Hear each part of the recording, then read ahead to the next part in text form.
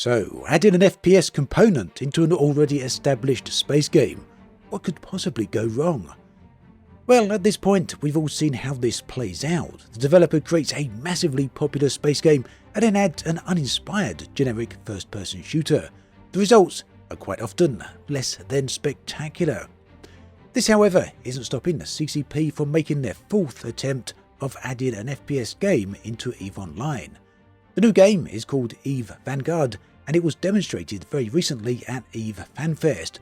From what we've seen so far, I'm actually cautiously optimistic about this. It seems that Vanguard does have enough elements to attentively impress.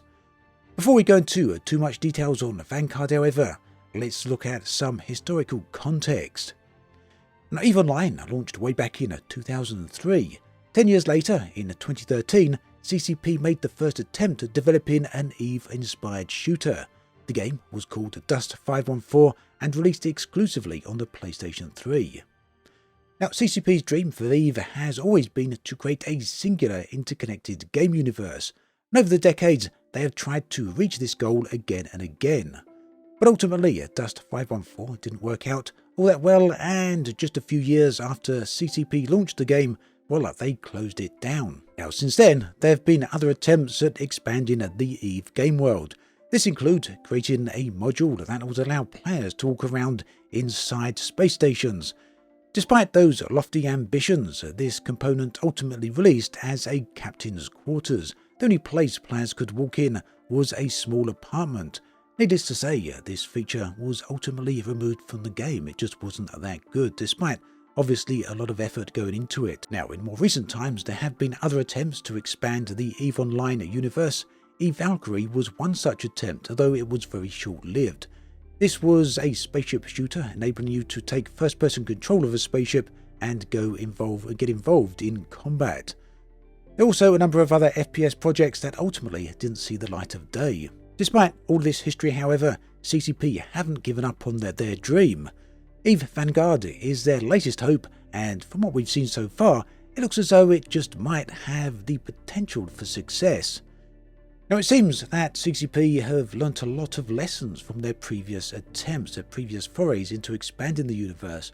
One very specific thing that caught my attention with Vanguard is that they're not billing it as a game. Instead, they're saying that it is an EVE Online module. Basically, players will have the ability to access Vanguard directly from the EVE launcher. And this is a big difference, as it means that CCP are aiming Vanguard directly at current EVE players, and in doing so in more way than one. Now, Vanguard itself will be connected to the EVE universe. The goal, as with previous FPS attempts, is to allow events that happen in one game affect what happens in other games. So examples for this might be that if you conquer territory in Vanguard, it may have an effect on the EVE Online universe, and vice versa.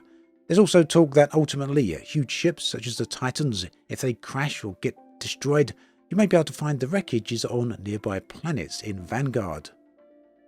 So the foundations for this interconnectedness are being laid with the upcoming EVE Online expansion called Havoc. Well, actually, things are perhaps a little bit more complex than that, as Vanguard is actually included in the Havoc update. But ultimately, the idea is that this update will introduce new frontline war zones where players will be able to align with pirate factions. From here, they'll be able to expand out into these war zones and get involved into a variety of different activities. So Vanguard will be available to access from December, although it appears that initially the access is going to be a little bit limited. Not everyone is going to be able to play straight away, and I'm not sure on the requirements of how people get in. Now, the FPS module itself appears to be well planned out component, and this is very important because the failure of Dust 514 in many ways was down to it being a generic shooter. In more recent times, we have seen Elite Dangerous make a similar mistake, a generic shooter in the form of Odyssey, with dated mechanics being shoehorned into a main game. By comparison, Vanguard seems to bring a quality gameplay along with it. Now, the game is going to be a PvPvE, and it takes place in very large maps. In short, Vanguard is more than a simple arena shooter or a hold the objective game. Instead, players can explore these maps with a number of different goals in mind. Maybe the player wants a quick session of resource gathering, or maybe they're more interested in lengthy sessions of hunting, killing and locating new equipment. Vanguard seems to want to provide options to the player. Now, in a live playthrough, CCP showed a team of 3 players cooperatively navigating around a large map. The environments looked great in my opinion, maybe largely due to the fact that Vanguard is running on Unreal Engine 5.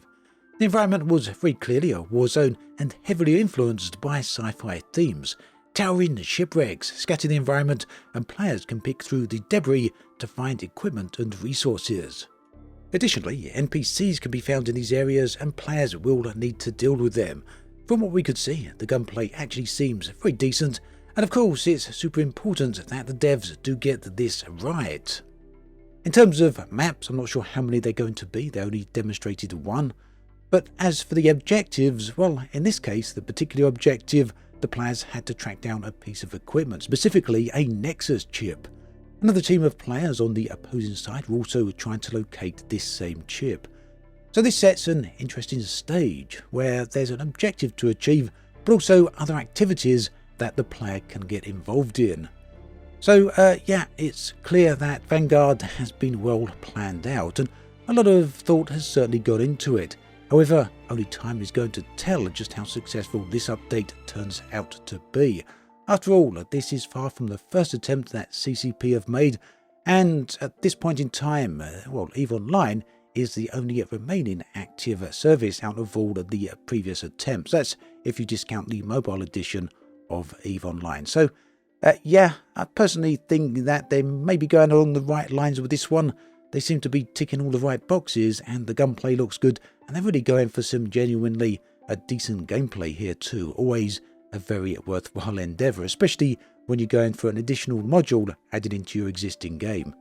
So do let me know what you think about all of this in the comment section below. I'd love to hear from you. As always, thanks for watching, and I'll catch you guys and girls next time.